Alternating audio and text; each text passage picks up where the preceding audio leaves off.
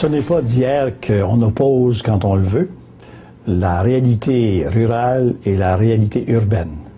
Alors que ces deux réalités doivent s'interpénétrer, accepter leur interdépendance, les administrations publiques ou même les grandes organisations ont tendance à y voir deux mondes en opposition, deux mondes concurrents, deux mondes qui s'ignorent et souvent se blessent l'un l'autre. Et pourtant, l'avenir de l'un ne peut pas se faire sans l'autre.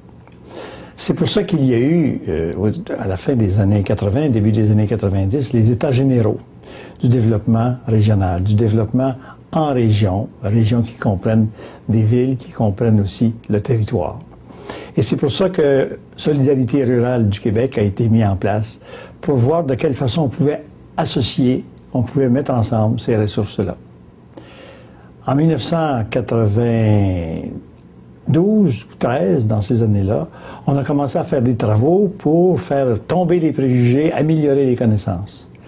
L'an dernier, au Mont-Sainte-Anne, les 23 membres ou organisations se sont réunis pour voir s'il y avait encore matière à travail dans ce domaine de la convergence urbaine et rurale.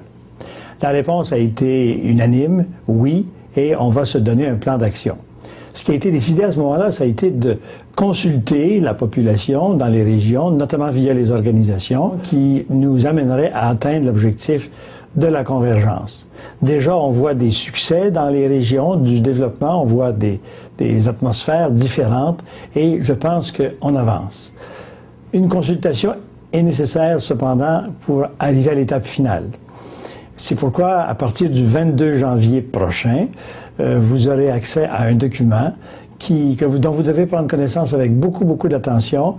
Lorsque vous aurez pris connaissance de cette documentation, et je pense qu'elle va vous motiver, vous êtes invité à répondre aux 7 ou 8 questions de consultation. Ensemble, je pense qu'on peut aller encore un peu plus loin, mais c'est de l'action à long terme, ça ne peut pas se régler sur une année, il faut du souffle, et Solidarité Québec est là pour ça.